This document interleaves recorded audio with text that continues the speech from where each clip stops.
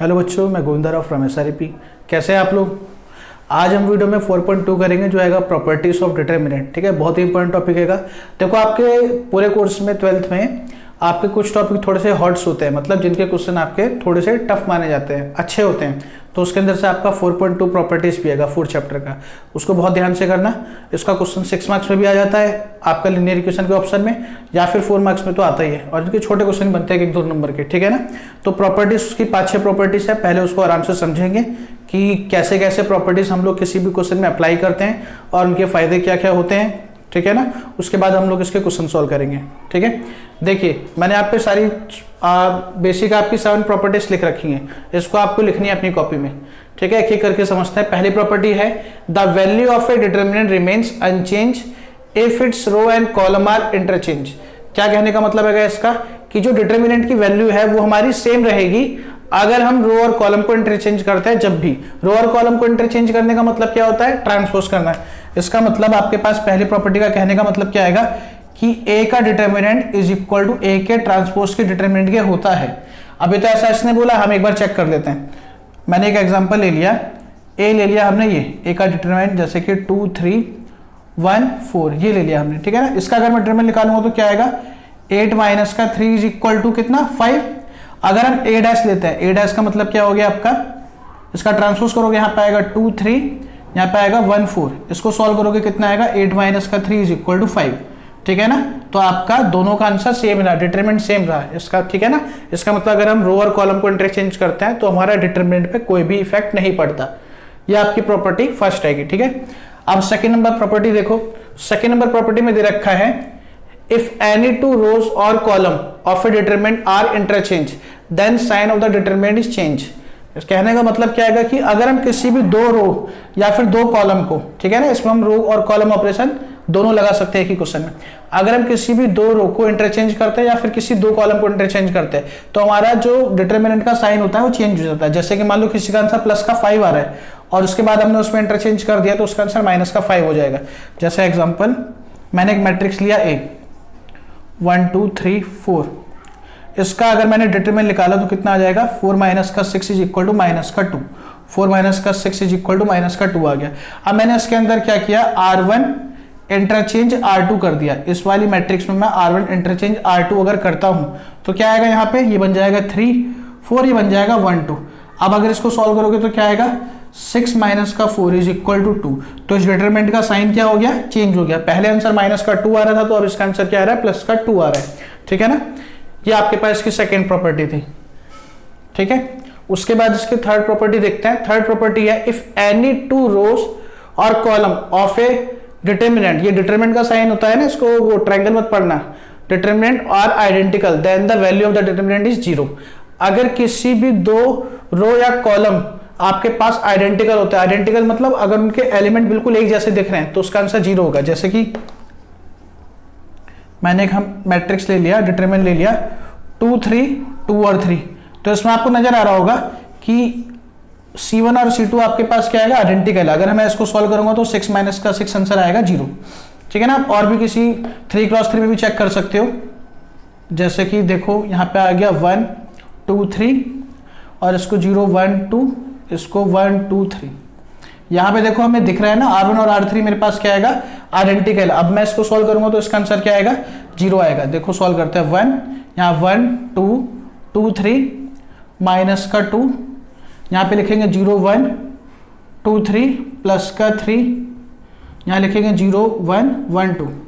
ठीक है। ये कितना आएगा आपका 1 इंटू में 3 माइनस का 4 माइनस का 2, 0 माइनस का 2 प्लस का 3, 0 माइनस 1, यह आ गया -1, यह आ गया आपका प्लस का 4, यह आ गया माइनस का 3 इज इक्वल टू 0।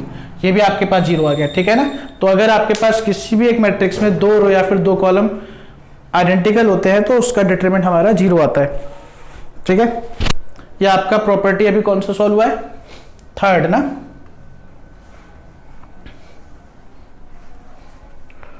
प्रॉपर्टी 4 है हमारे पास, if all elements of any row और column are 0 then determinant is 0। ठीक है ना। अगर मान लो कोई भी डिटरमिनेंट है उसमें किसी भी एक रो या एक कॉलम के सारे एलिमेंट 0 है तो उसका आंसर 0 ही आएगा। ठीक है ना। 3x3 के लिए भी देख लेते हैं, जैसे 1 2 3 0 -1 0 0 0 लिख लेते हैं इसको, 5 1 4।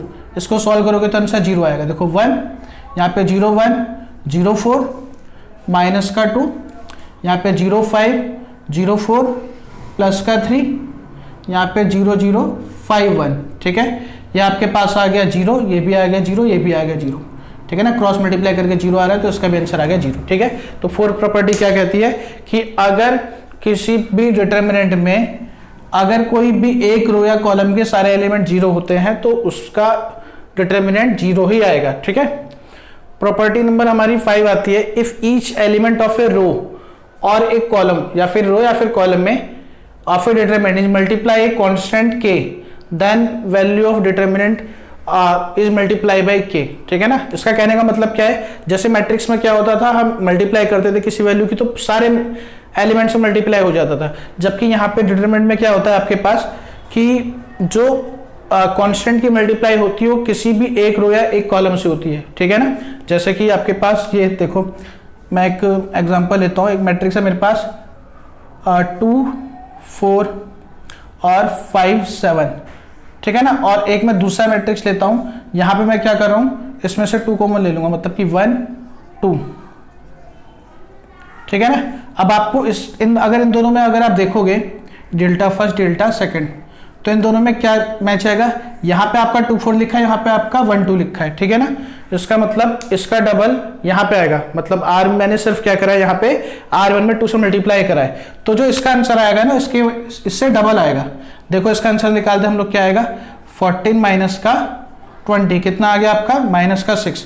इसका आंसर निकालते देखो क्या आएगा 7 माइनस का 10 इज इक्वल टू माइनस का 3। तो इसका क्या आ रहा है इंटू 2 आ रहा है। ठीक है ना, अगर हम किसी भी रो और कॉलम में मल्टीप्लाई कराते हैं तो आपके पास डिटरमिनेंट भी उतना मल्टीप्लाई हो जाता है। ठीक है ना, और दूसरे सेंस में हम क्या इसको यूज करेंगे क्वेश्चन सॉल्व करने में, कि हम किसी भी एक वैल्यू की मल्टीप्लाई, कांस्टेंट वैल्यू की मल्टीप्लाई किसी एक रो या किसी एक कॉलम में कर सकते हैं अपने जरूरत के हिसाब से। जब हम क्वेश्चन सॉल्व करेंगे तो हम देखेंगे जहां भी आपको मल्टीप्लाई करना होगा या फिर कॉमन आ रहा होगा। ठीक है ना, मान लो यहाँ से पूरे में से 2 कॉमन आ रहा है तो हम R1 में से 2 कॉमन ले सकते हैं। ठीक है, जैसे मान लो एक एग्जांपल और देख लेते हैं,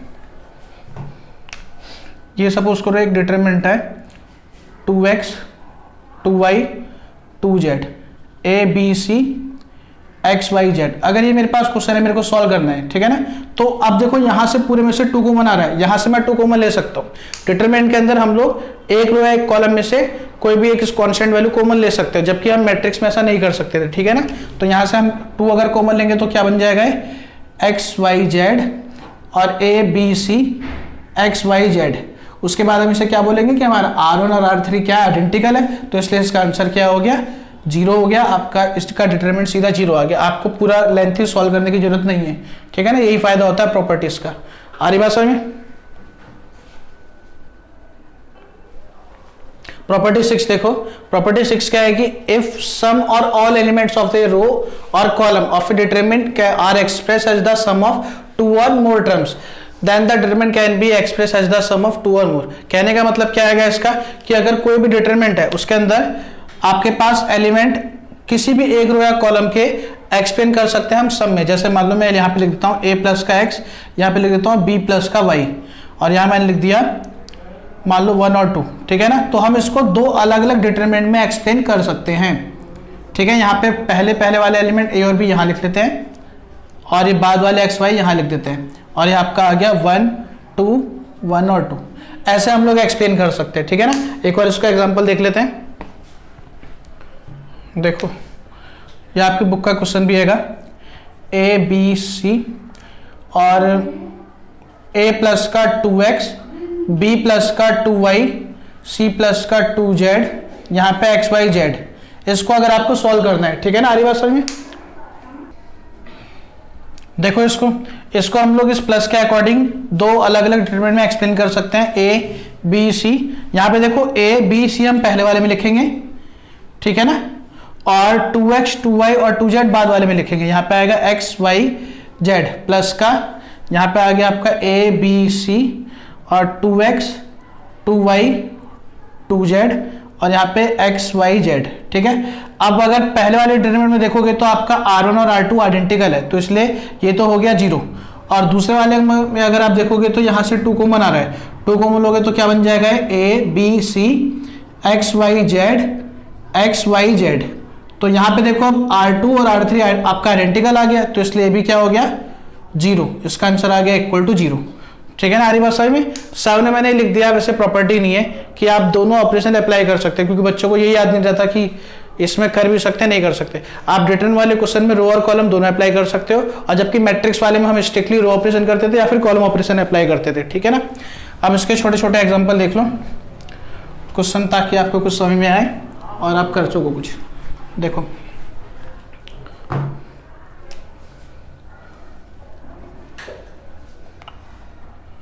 x प्लस का y, y प्लस का z, z प्लस का x, यहाँ पे z x y 1 1 1।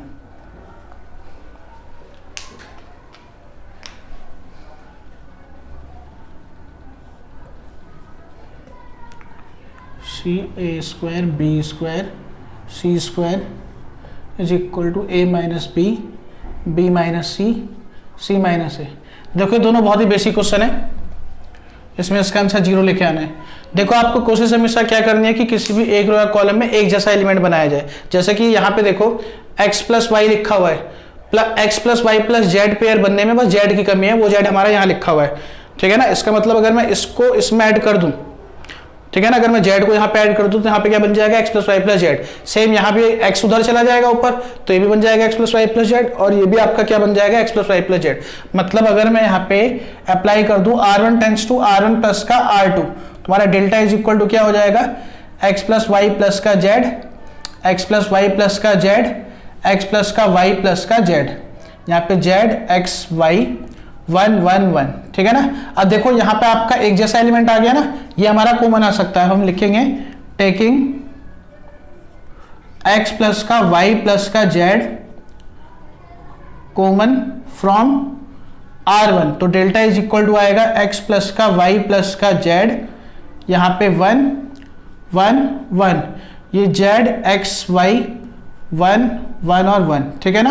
अब यहाँ पे R1 और R3 क्या हो गया, आपके पास आइडेंटिकल है, तो इसलिए इसका आंसर क्या हो जाएगा 0। या इसको भी लिख लेते हैं ऐसे कि R1 and R2 are identical, तो डेल्टा इज इक्वल टू क्या आ गया, 0 आ गया, ठीक है ना। आ रही बात समझ में। उसके बाद सेकंड क्वेश्चन देखो, यहाँ पे आपको दे रखा है कॉलम में, यहाँ पे 1 1 1 दे रखा है, A B C A square B square C square. जिस भी क्वेश्चन में आपके पास 3 1 दे रखे होते हैं एक रो या कॉलम में, वो आपका क्वेश्चन बहुत आसान होता है, क्योंकि देखो उसमें क्या होता है, डिटरमिनेंट निकालना आसान होता है। जैसे मान लो आपके पास, आप डिटरमिनेंट निकाल लो 2 3 5 7 0 -1 4 8 1 का। इसका अगर आप डिटरमिनेंट निकालते हो तो क्या आएगा, पहले 2 लिखते थे आप लोग, या 0 8 -1 1, फिर 3 लिखोगे, फिर प्लस का 5 लिखोगे, इस तरीके से आप एलिमेंट लिखोगे।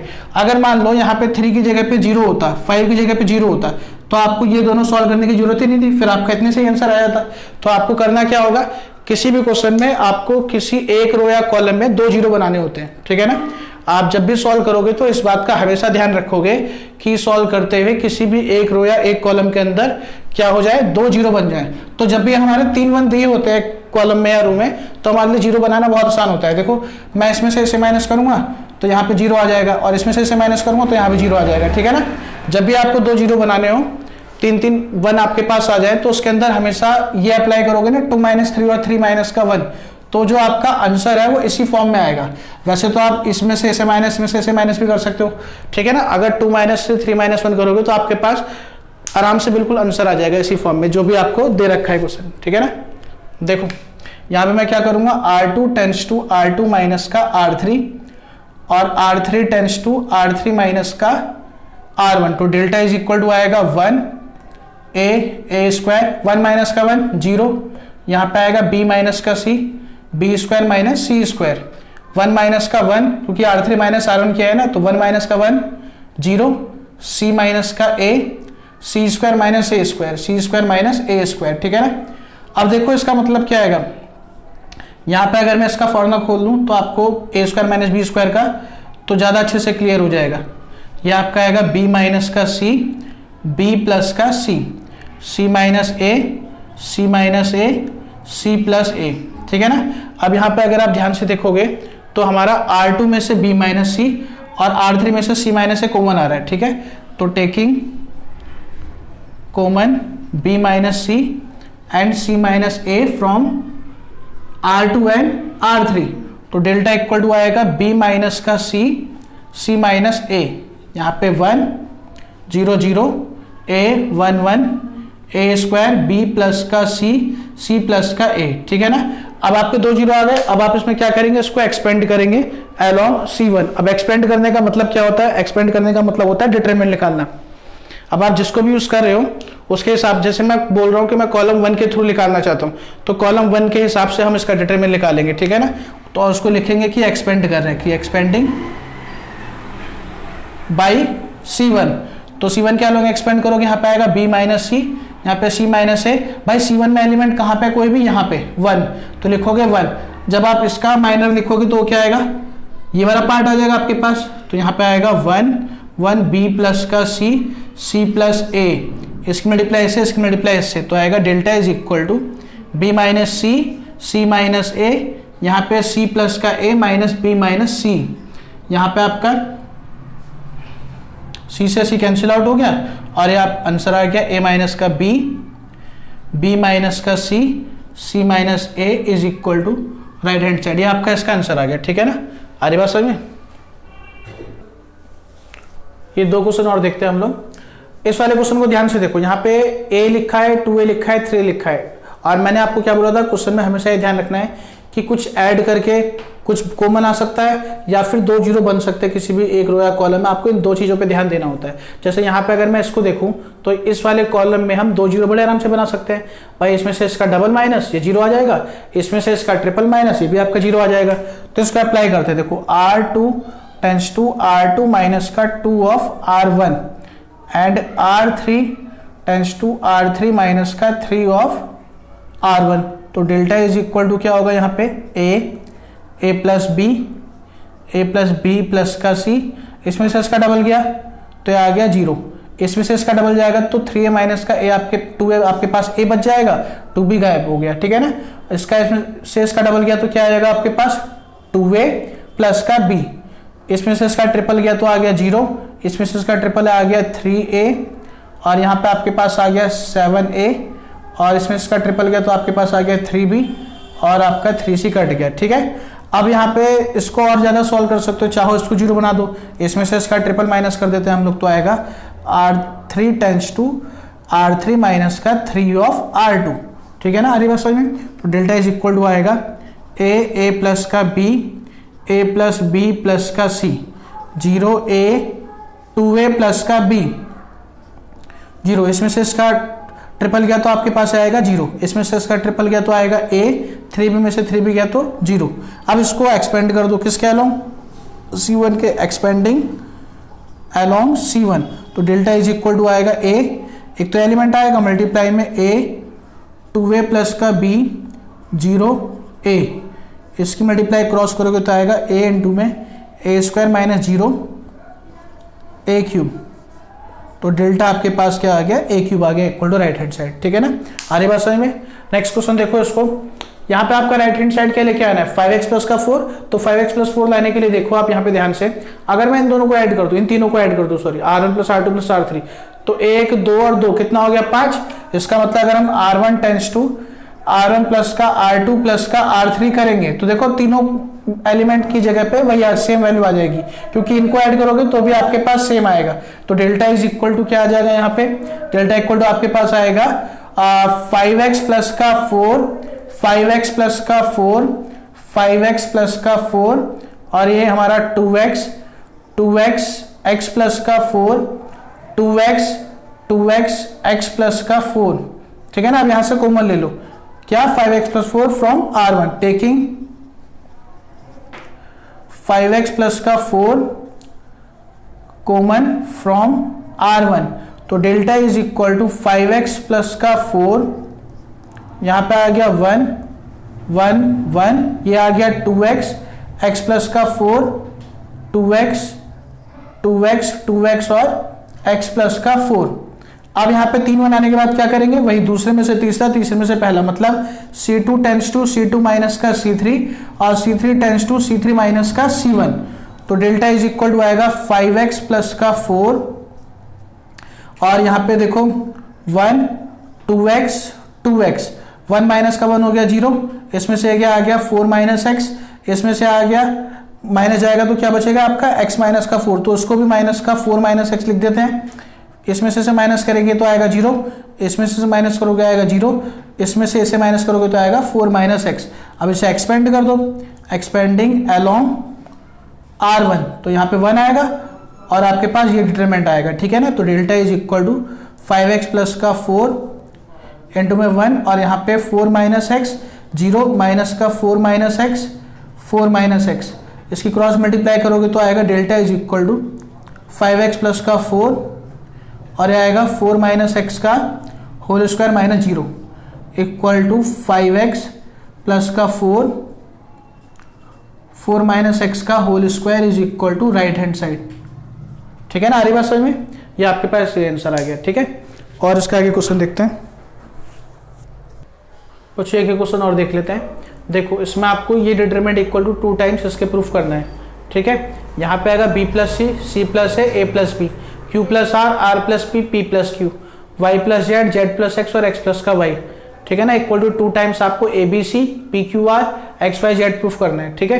तो देखो अगर मैं इसको और इसको ऐड कर दूं R1 में तो क्या आ जाएगा 2a प्लस का 2b प्लस का 2c, मतलब 2 ब्रैकेट में a plus B plus C. Same यहाँ पे भी क्या आ जाएगा 2 ब्रैकेट में p plus Q plus R और यहाँ पे आपके पास आएगा 2 ब्रैकेट में x plus Y plus z. तो इसको करते तो आएगा R1 tense to R1 plus का R2 प्लस का R3, तो डेल्टा इज इक्वल टू आएगा यहाँ पे 2 times of a plus B plus का c, 2 टाइम्स x प्लस का y प्लस का z, 2 टाइम्स यहाँ पे p, यहाँ पे आपका क्या आ जाएगा p प्लस का q प्लस का r आएगा, यहाँ पे आएगा x प्लस y प्लस का z, ठीक है। ये आएगा c plus a plus b, r plus p plus का q, ठीक है। यहाँ पे आएगा z प्लस का x प्लस का y, ठीक है। अब यहाँ से कॉमन ले लो 2, तो taking 2 common from R1, delta is equal to 2 times of a plus B plus c, p plus का q प्लस का r, x plus Y plus का z। यहाँ पे आएगा c plus a plus b, r plus का p plus q, z plus x plus का y, ठीक है ना। इतनी बात समझ में आ रही है। अब देखो आपको यहाँ पे क्या लेके आना है b और c।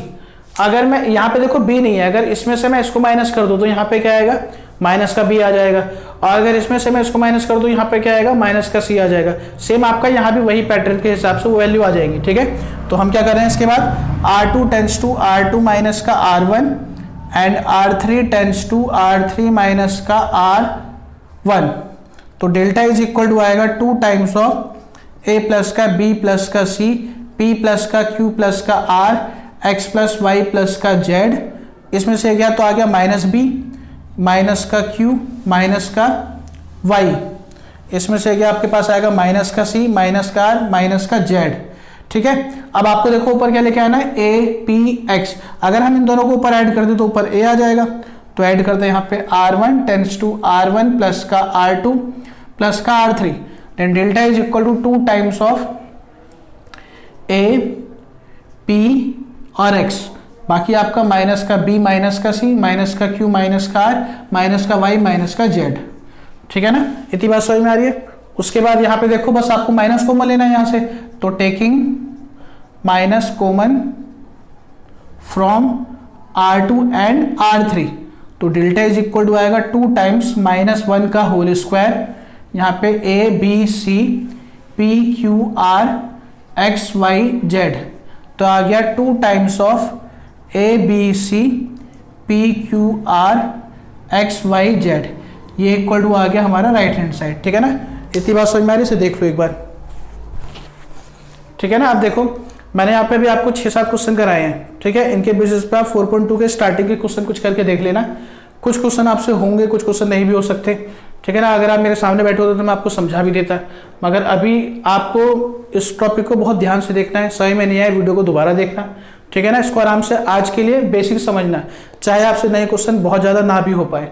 नेक्स्ट वीडियो में इसके एंड के क्वेश्चन, इंपॉर्टेंट क्वेश्चन है वो डाल देंगे और फिर मिसलिनियस कर लेंगे, ठीक है ना। थोड़ा अच्छा टॉपिक है, इसको बहुत अच्छे से करना बिल्कुल।